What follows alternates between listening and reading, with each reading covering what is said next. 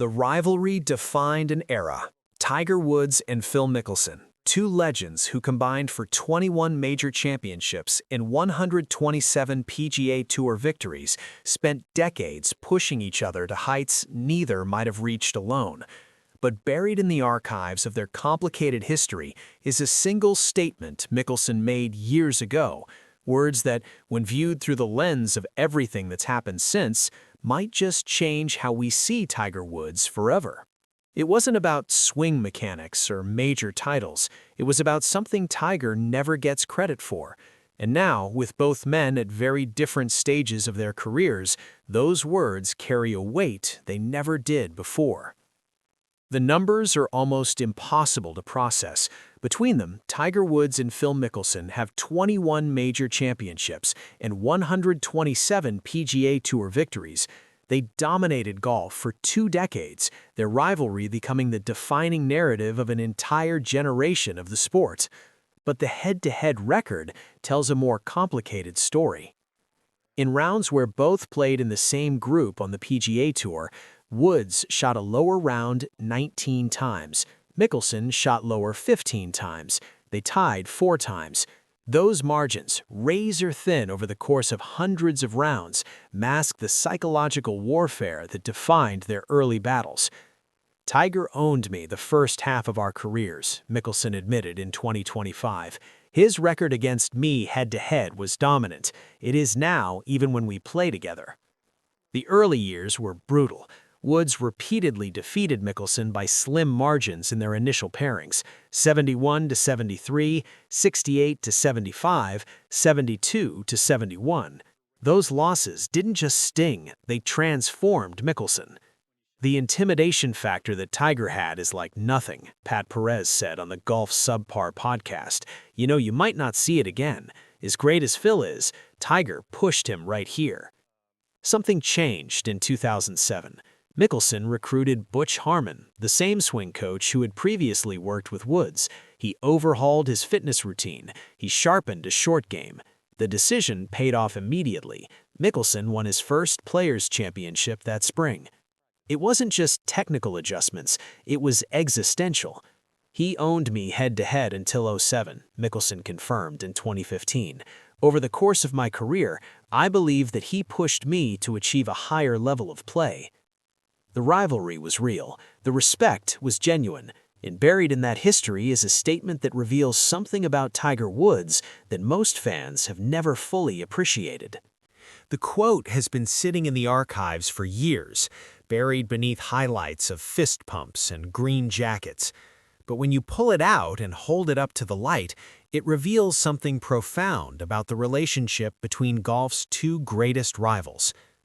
"I really respect and admire what Tiger has been able to do through all the adversity." Phil Mickelson said those words in 2017, 3 years before he would join LIV Golf and become the face of the rebellion against the very establishment Tiger represents. At the time, Tiger was still clawing his way back from a 4th back surgery, trying to piece together a career that most thought was finished.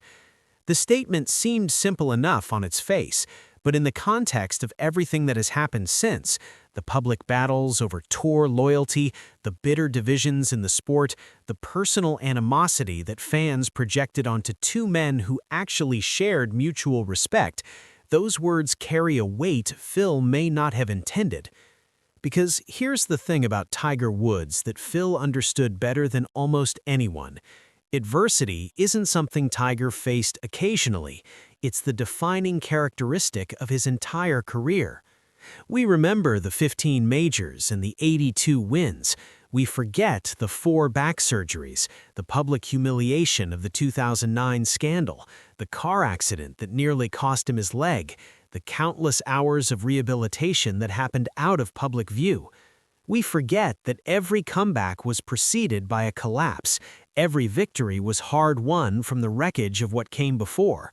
Phil saw all of it up close. He was there for the early dominance when Tiger seemed untouchable. He was there for the middle years when the intimidation factor shifted and their rivalry became competitive. He watched Tiger disappear, return, disappear again, and return again, each time dragging a battered body back to heights no one thought possible. I think it's safe to say that he's had an incredible career and has done some amazing things. He's went a great deal to the game of golf.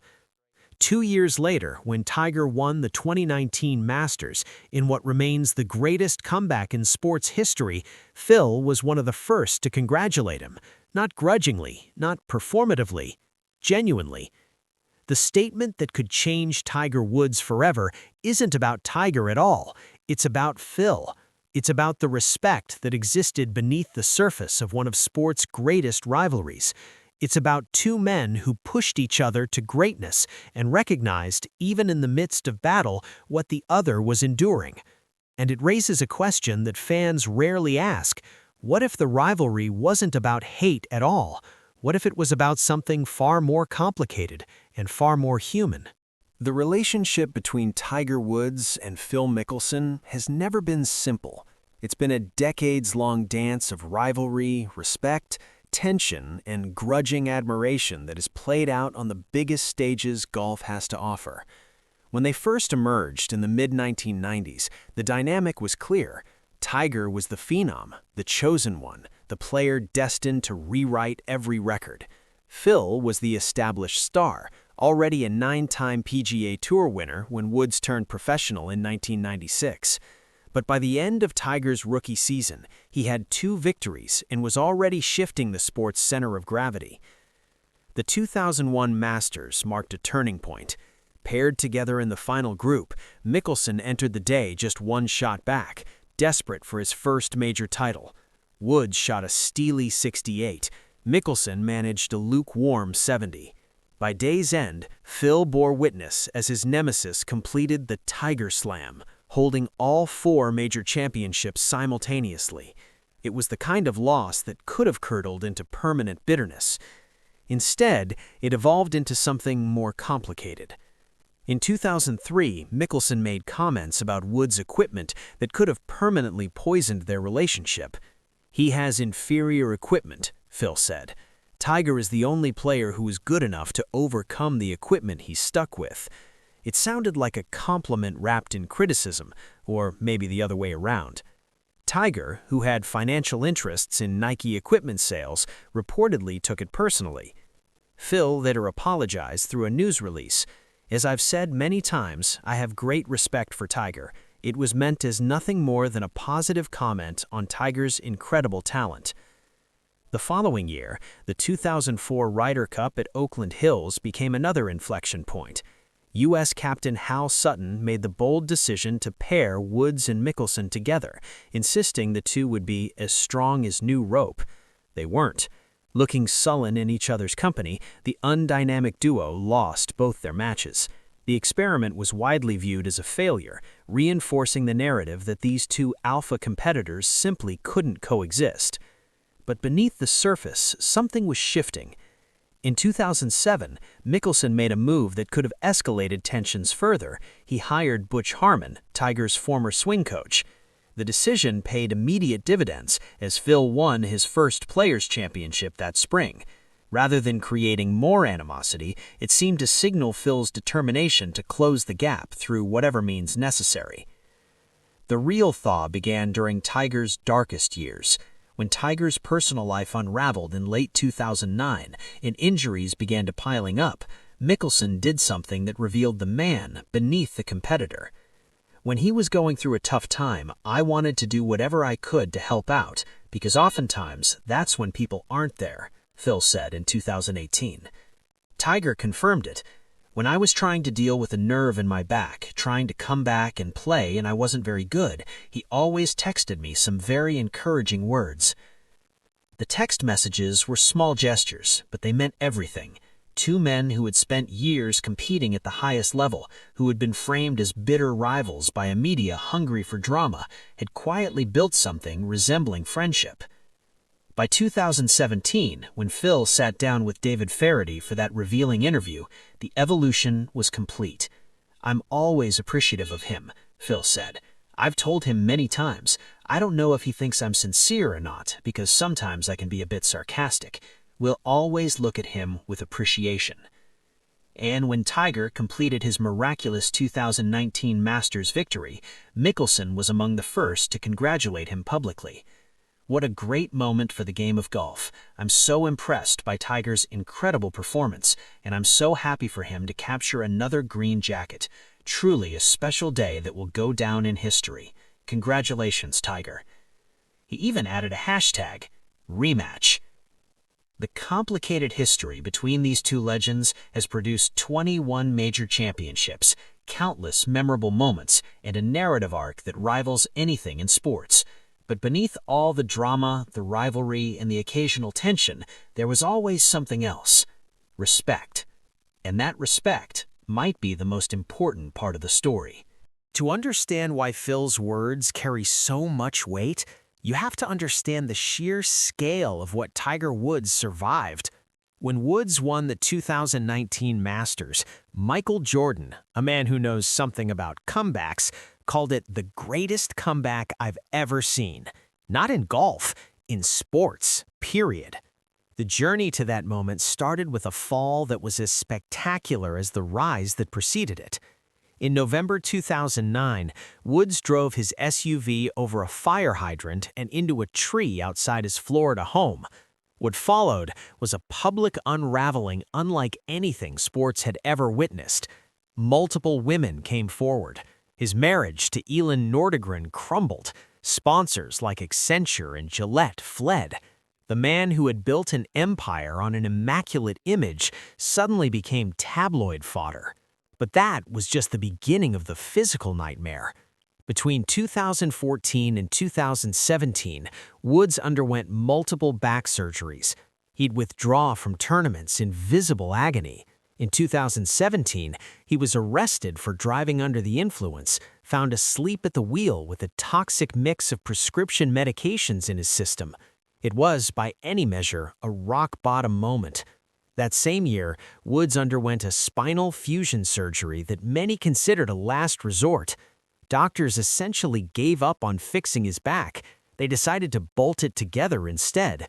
The procedure was radical, the recovery was brutal, and the possibility of ever competing again seemed laughable. 2 years later, he was slipping on his 5th green jacket. The 2019 Masters wasn't just a victory, it was a culmination of years of private suffering that the public only glimpsed in fragments. Woods had gone from barely being able to walk to climbing the hills of Augusta National and holding off a field of the world's best players. He'd gone from embarrassing mugshot to embracing his children on the 18th green, both of whom had grown up while their father fought his way back. He overcame a lot of mental things, too. Not just the physical aspects, but all the scandals, too.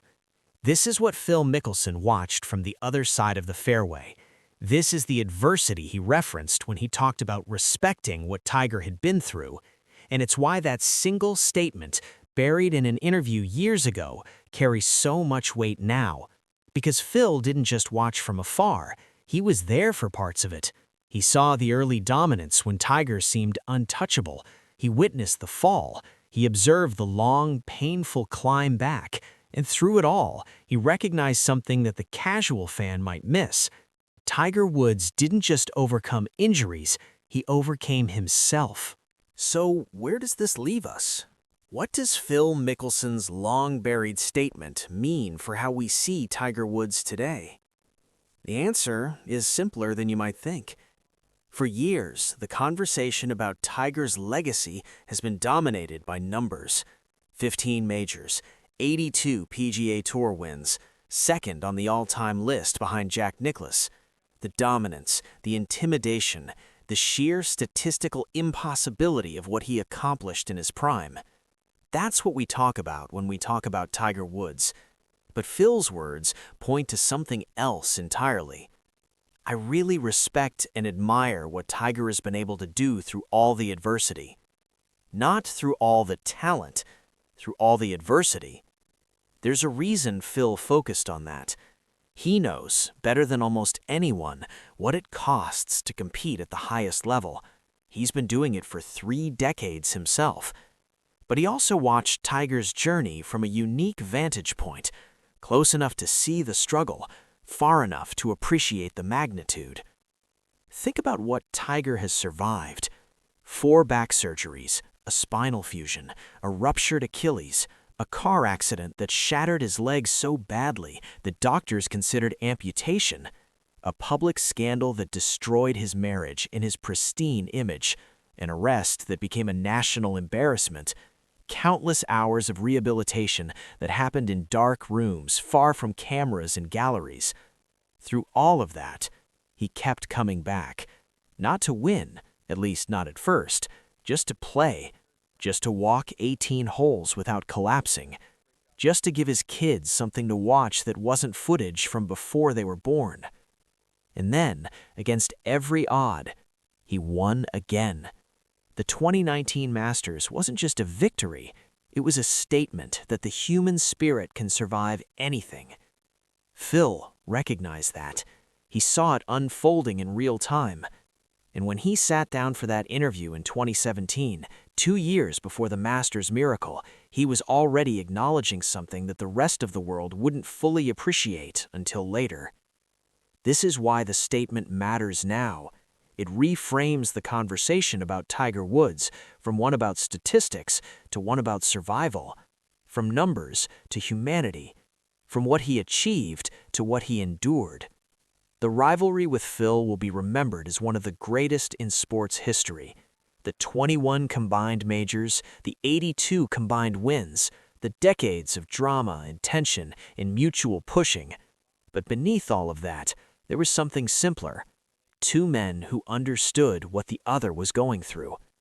Phil's words didn't change Tiger, they changed how we see him. They reminded us that behind the fist pumps and the red shirts and the cold stares was a human being fighting battles we could only imagine. That's the legacy. Not the trophies, not the records, the fact that through everything, every surgery, every scandal, every moment when quitting would have been the easiest option, he never stopped fighting. And his greatest rival was watching the whole time, taking notes, and eventually putting into words what everyone should have seen all along. For more coverage of the biggest stories in golf, subscribe and hit the notification bell.